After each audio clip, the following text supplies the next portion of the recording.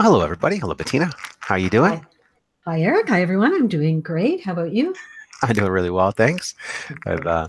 coming off a good sleep. I always feel, I mentioned on last show just how important sleep is, and it's just every time I get an amazing sleep, I always feel so good and so productive in the daytime. Feel happy, feel excited for life. Feel excited to attack the things I want and the processes that are required to get it. That's good. I not so much getting the good sleep lately. I'm having all these weird dreams, and I tend to clench when I get stressed and get the shoulder all the way up. So that's been a bit of a concern, but I still feel pretty good going into my day because I have projects to do, sewing projects, and it was a busy week for me because it was the first week of winter term for choir. So being the choir manager, I had a lot of admin work to do for two choirs, and so that really took Monday, Tuesday, Wednesday. And I kept saying, "Yes, I'll get this done, and then I can sew." But I always forget how much time it takes to get all the data together. And then I thought, okay, Thursday, I'm done with choir for the week. Everything will sort of settle down. And Thursday, I can sew. And then Thursday, I came down here and I got on. I got online, and then somehow I went.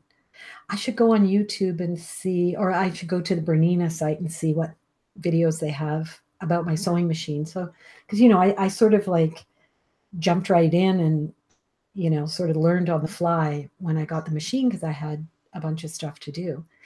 And I started watching videos and I found some really good ones. And I ended up spending, maybe 2 hours watching videos the whole time thinking, I should be sewing. I shouldn't be watching about sewing. I should be sewing.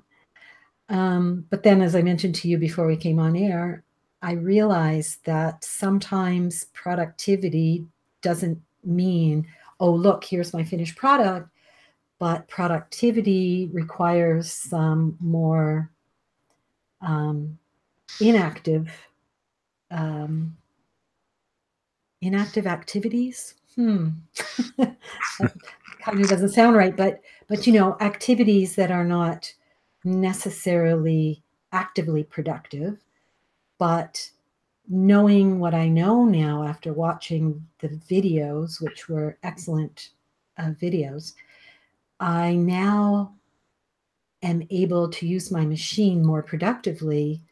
Therefore, I will be I will speed up my productivity.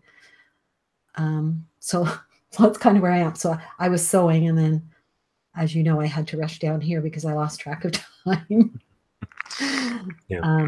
But it's good. It's good, and I feel much more confident on my machine too. So there's Yeah. that. Yeah, I think where it's always a good thing when we can get into that flow. When you say 2 hours is gone, and as long as you, yeah, well, I mean, if you're entertaining yourself, YouTube surfing isn't always the worst thing. Usually, it's an area of interest, and hopefully, they're not just uh, compilation videos of people like falling on their skateboards. But if it's within an interest that you like, being in that flow, that where you're just totally engrossed in what it is you're watching and what you're consuming, is really, it can be pleasurable, and especially if it's an area of interest in your life or somewhere where you want to be productive in life. And for your case, sewing, or if you're trying to learn something, it can be a really good thing to get context and get peripheral information. And I feel like as long as we're engaged, we're spending our time wisely, and that can go into the whole matrix of making enough money or whatever. But as long as we're engaged, I think that we're engaged and doing something that's at least somewhat interactive through learning, rather than just like sitting back and taking in sitcom after sitcom or something. I think it's time well spent, and I think that we know the difference, and I think we can endeavor to make the most of our time, at least make it somewhat productive when we are also enjoying and YouTube surfing or any one of these activities. Yeah, and I think you know, like you say, a good night's sleep is really energizes you and sort of makes you feel more in a place to, you know, sort of dive into your day, et cetera, et cetera.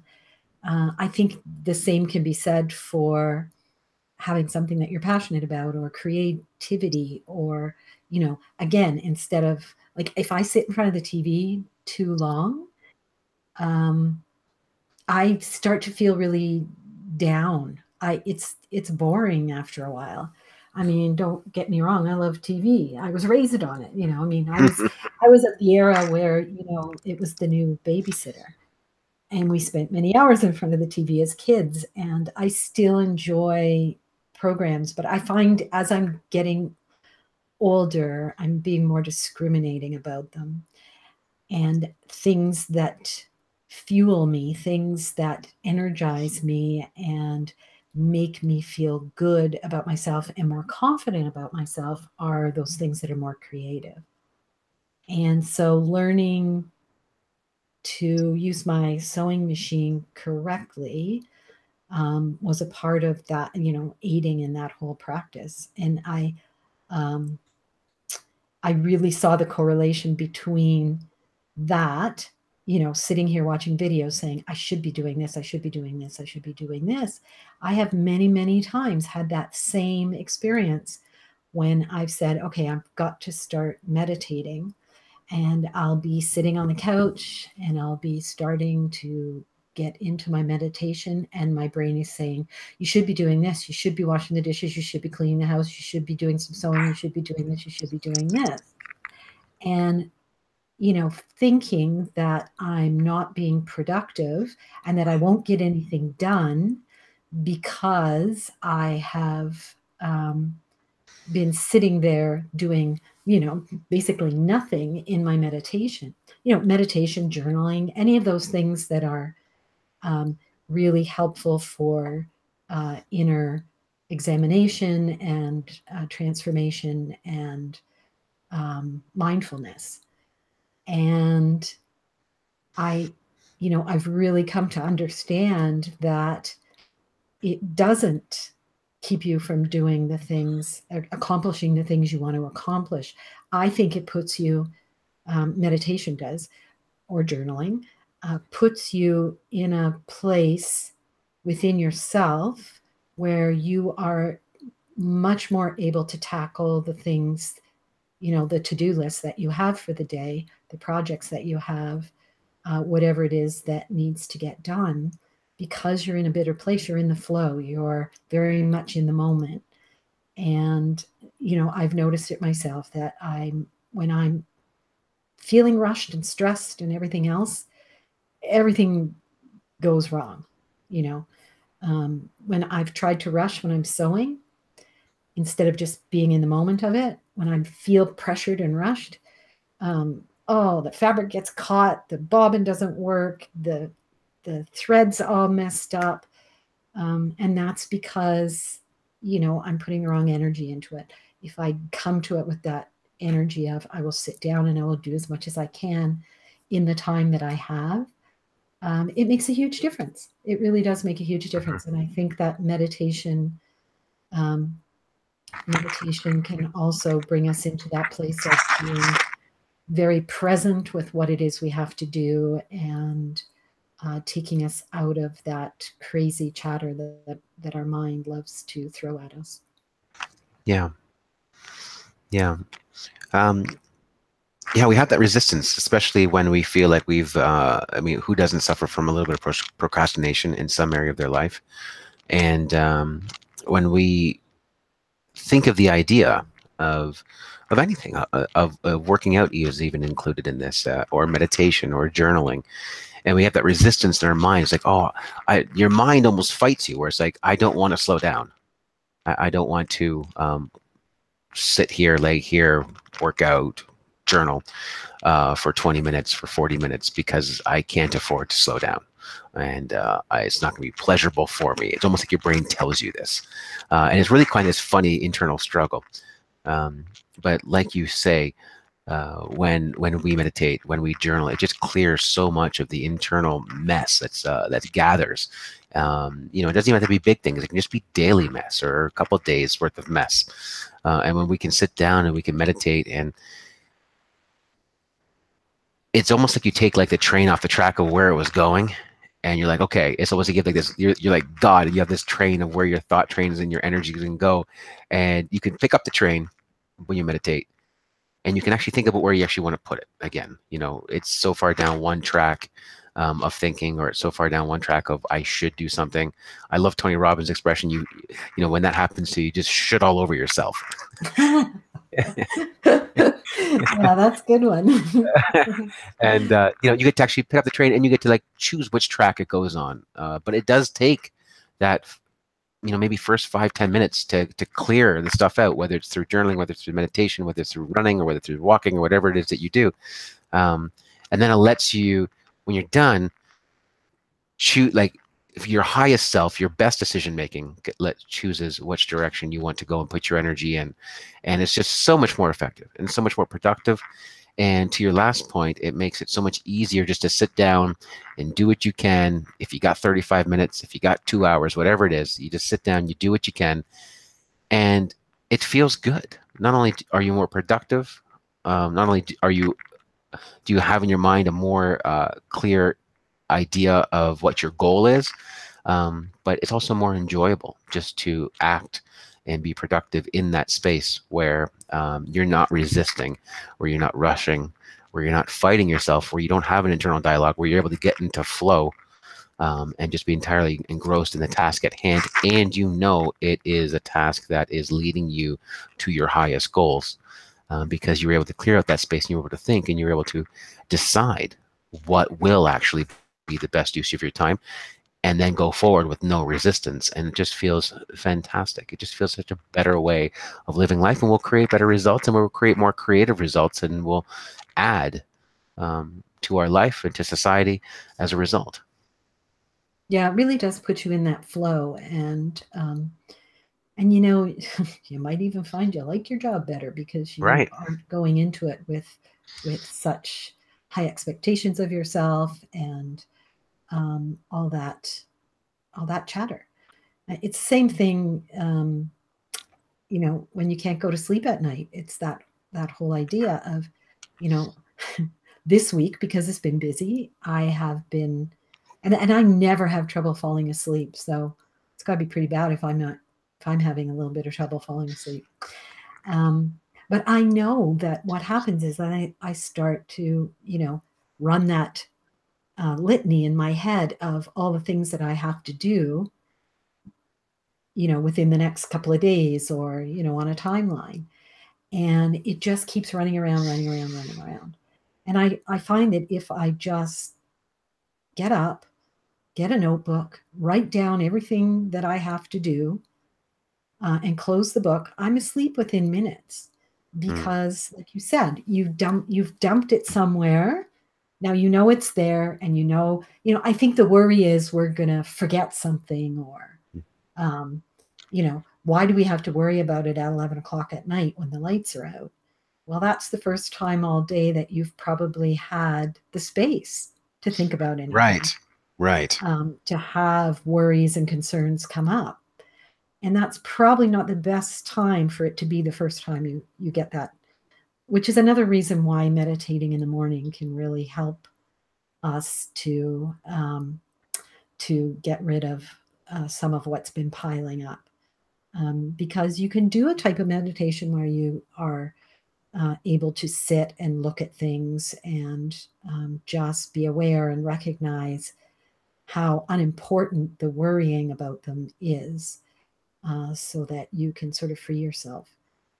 Yes, you acknowledge what you're feeling, but if we don't stop long enough, we don't have time to acknowledge. Mm-hmm. We just keep putting it on the back burner, like that child that's tugging on our sleeve, and we are busy doing something, and we're saying, in a minute, and a minute never comes. Mm-hmm. It's like that. And the more the minute doesn't come, the louder the child gets, and probably the more physical the child will get, especially if it's a small child who has trouble expressing themselves with words. They're going to express themselves with their body language. That's exactly what's going on inside of us. There's this little child inside saying, listen to me, look, look at me, listen to what I'm telling you, listen to how I'm feeling. I need you to be there for me. And we don't. We're saying, no, sorry, I'm too busy to do that right now. And it really doesn't take very long. It takes longer to do damage control after the fact than it is to do daily maintenance. Yeah. I mean, anybody who has a car knows what happens when you don't do the regular maintenance. It gets pretty expensive, you know, with neglect. And we're no different. We're really no different. Yeah. I think it's really interesting that you say that, for people who are struggling with sleeping, and it seems to be an ever increasing number, having that time where you go into bed, you finish your day, you kind of mentally say, okay, my day is over. Now it's time to sleep. And then the thoughts start coming. And like you say, it can be the only time in the day where you've slowed down enough for the thoughts that are trying to come up. And then I do think there's even a growing number of people as well. And sometimes I'm guilty of this too, is to put on the radio or to put on their laptop and watch a video, or watch a video on their phone or iPad or something, until they're just too exhausted, and then they fall asleep. It's almost like a fall asleep aid, because you don't want to be left alone with what comes up at whatever time it is that you're going to bed. And writing out in a journal is a really wonderful idea if a thought is bothering you, or you want to get through it because we feel like we're going to forget. And therefore, since we might forget, we have to solve it now. And so then you sit there and you go and you go and you go and you get emotionally activated, and you start activating systems that are trying to be shut down, and you can really hurt yourself, and hurt the quality and length of sleep. And then you wake up tomorrow and you're in no position to tackle these issues that you thought of just before you went to bed the night before. It's a kind of a cycle, and it's however it works for you, whether it's meditation on a couch or a walk or a run, or journaling, or getting proper amount of sleep, like stop fighting bedtime. It's really critical to set ourselves up so that we can be our most productive selves. And if you just even do a personal experiment, if you're able to do that for like 3 days, get 8.5 hours for 3 days in a row, and really just do a personal experiment, see how much. I mean, I would really think that your life would be a lot better sleeping 8.5 than sleeping 6, or whatever it is those numbers are that you need for you, and then how much more excited you are about your life. That really hasn't changed from Monday to Thursday, but just because you're getting enough sleep, you're actually engaged, you're actually looking for opportunities. And if you don't like what you're doing, then that full night of sleep is going to put you in the best place to think up new ideas and new ways to pursue and create the environment in life that you want. Yeah. Yeah, I think the bottom line is that downtime is so important. Mm-hmm. And we just, the new biggest, best status symbol is busyness. Yeah. And, it's like how busy you are says how successful you are, or how good you are, or whatever. And you see it all over Facebook. I mean, you see people who have started their own businesses. And I know this as well because I've done it in the past, is that you want to look like you're busy because you want people to think that you're good enough for them to come to you. And that is a measure of success, is your busyness. And it's not success because it's struggle, especially if you aren't really busy and you're comparing yourself to other people who you think are busy because that's the image they're putting out. Again, it's the whole idea of comparing your everyday life to someone else's Facebook highlight reel. That's right. It's apples and oranges. It really is. And it's not real. You cannot compare yourself to an image. And busyness is not all it's cracked up to be. Mm-hmm. You really need that downtime to do some introspection and self-examination, to understand who you are, to look after any emotions that are coming up, any conflicts that are arising. That takes time. That takes a certain amount of time. We can't fill our lives, and we can't fill our children's lives every moment with an activity, because it really is not a healthy way to live. And I think that's pretty evident in the way the world is right now. But, that's another story. Yeah. No, it's a very good point, that we are seduced by what it is that we see of other people's lives. Comparing your life to somebody else's Facebook highlight reel.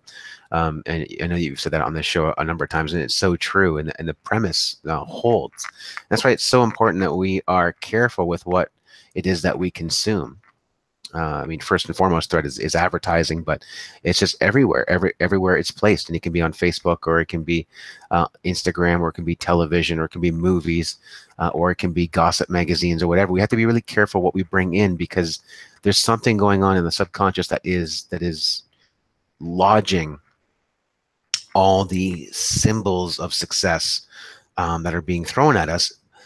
But we're being unfair to ourselves, because we are taking in 14 people's best of their life, putting it overlapping onto us, and then we feel bad that we don't have what they have.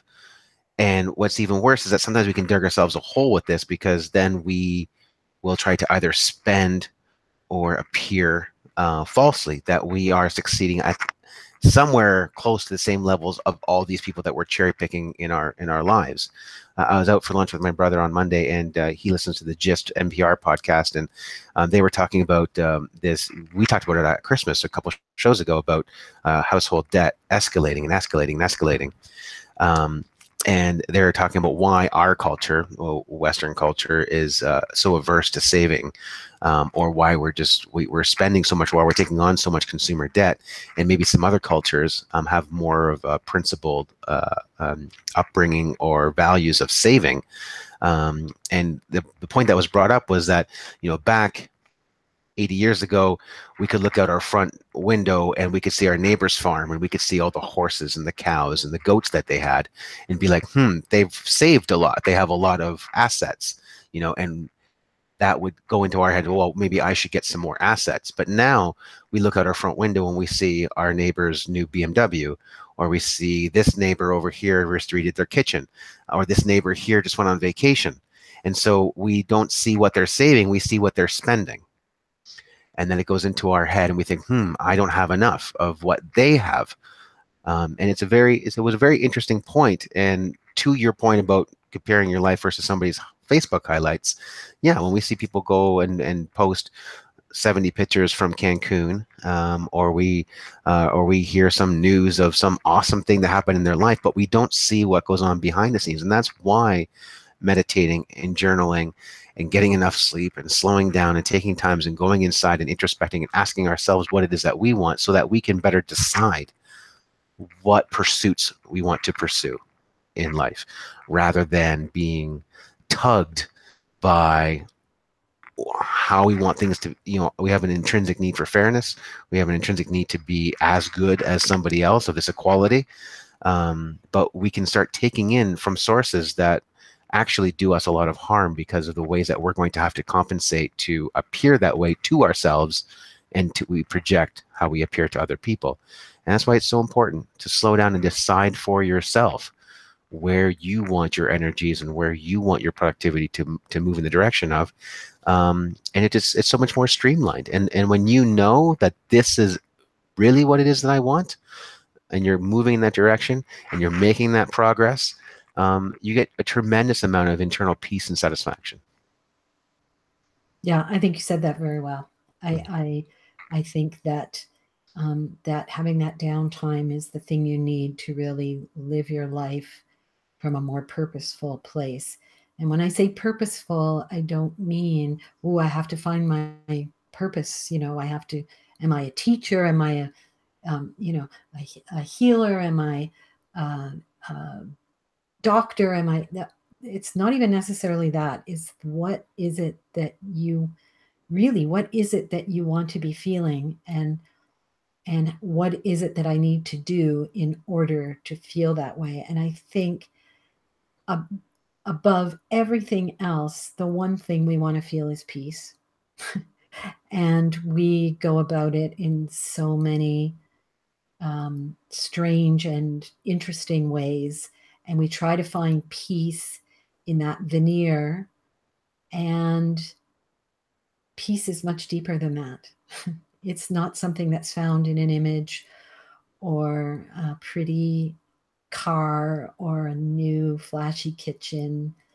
You know, sometimes we see what other people are doing and we want it. We think we want it.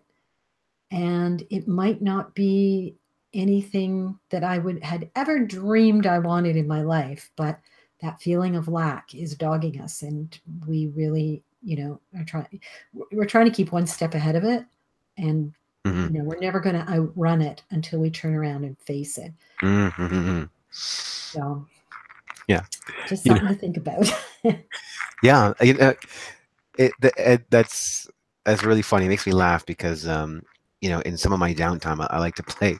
I like to play some games, and I like to be really. I'm really competitive, and it's really important for me to find sports and to find games that I can let that out in a way that doesn't ruin my life. Because if you try to compete with, you know, your boss or your family or somebody like that, it can be really destructive. That's a lesson I had to learn in my early 20s. Um, but or your parents.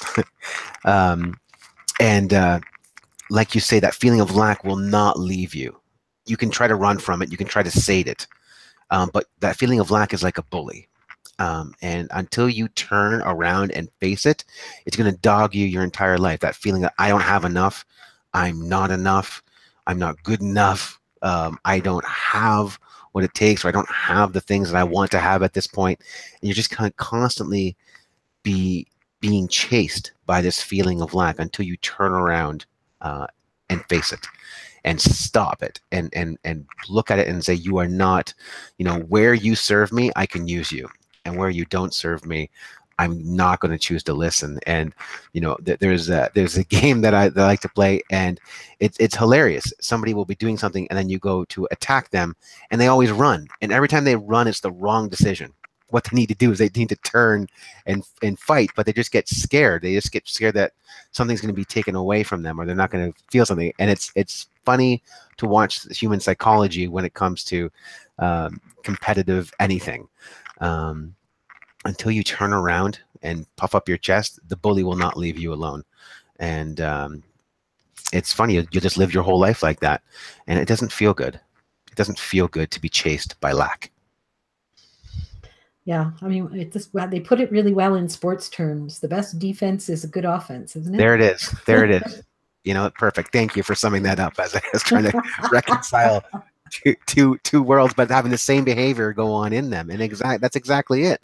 And it's talk, you know, you hear, if you ever watch any sports, they talk about the aggressiveness of your opponent, or, you know, being aggressive. We got to stay aggressive. You listen to all the exit interviews with, you know, the quarterbacks or the hockey players or whatever, and then the reporter asks them, how are you going to deal with this in the second period or the third quarter? And they're like, we just got to stick to our game plan and stay aggressive. It's funny. Yeah, it is. And the thing is, it's in terms of things like lack or bullying or any of those things, it's only real when we make it real in our head. Mm-hmm. So I could say to you, oh, you're stupid, oh, you're this, oh, you're that. And if there's a part of you that thinks that might be true, you're going to believe it. But if you build your own self-worth, if you really connect with your self-love, which, by the way, because of our conditioning, is not the easiest thing in the world. We have our moments, good and bad. But when we can connect with it, we can turn and face that lack or face that bully and say, what you're saying is meaningless to me. So have at it, because it doesn't mean a thing to me.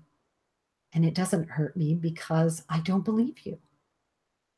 You know, if I were to say to you, you're a girl, you don't believe you're a girl. would that bother you? You just look at me like, okay. You know what I mean? Like if someone says something to you that you truly don't believe about yourself, you would just look at them like, all right, I don't know where that came from, but okay. Whereas if someone says something to you that really hits a nerve, some pattern, some belief, something that, you know, you've taken on in your life, oh man, it's like a knife going in. Mm-hmm. And that's where the bully and the victim get entangled, is in they're really believing the same thing. They're really believing the same thing. Yeah. Much as they probably wouldn't want to hear that. That's really what's happening, is that you're telling me I'm nothing and I'm believing you because there's a part of me that feels like nothing. Yeah. Yeah. It's the same. And It's oh, yeah, and then it hits on it, and then that starts the whole pattern. yeah. Yeah. It's just insecurity expressed, and one's being expressed through the alpha, and one's being expressed through the beta. Uh, but it's the same thing. You're exactly right. You're exactly right. Yeah, and boy, I think that that's an excellent show topic for a show in the future is standing up to our insecurity and to other people's insecurities.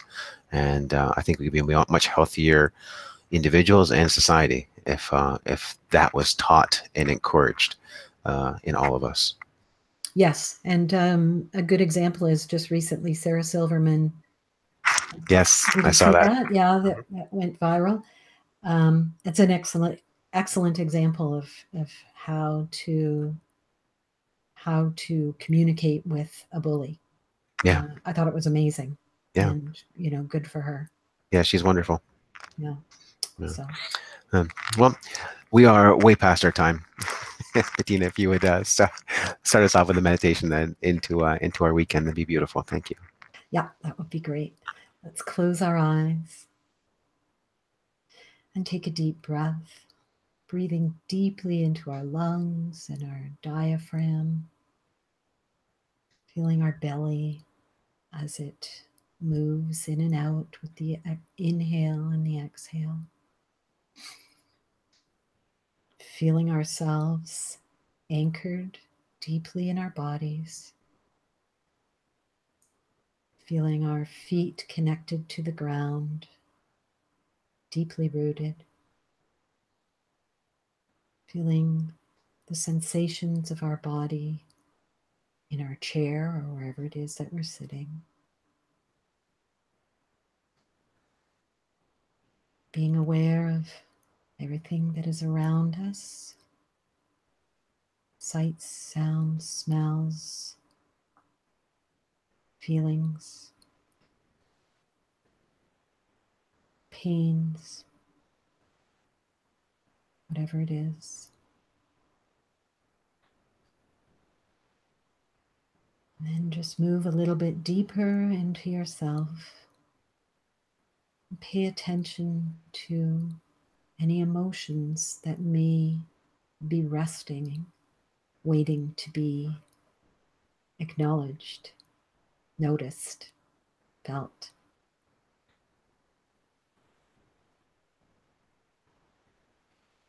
And knowing that at any given time in our day, we can take a few moments to step back and in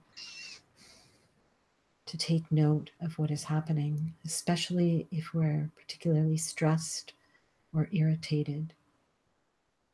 Just 2 or 3 minutes to pull ourselves back within, to reconnect, to be more aware and conscious of what's happening within us.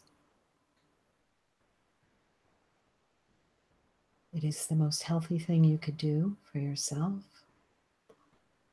to take the problem within, take the conflict within, because it can be resolved there by seeing with a great awareness and mindfulness exactly what is the driving force behind it.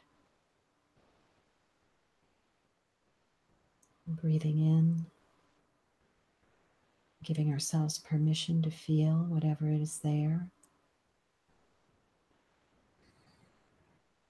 And then as we exhale, we can let it go. And as we inhale, breathing into our loving presence again.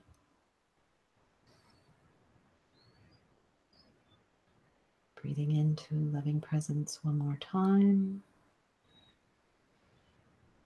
And then when you're ready, wiggle your fingers and your toes and bring yourself back to the world. Thank you, Bettina. You're welcome. Well, thanks everybody for watching, and we'll see you all again next week. Have a great week, everyone.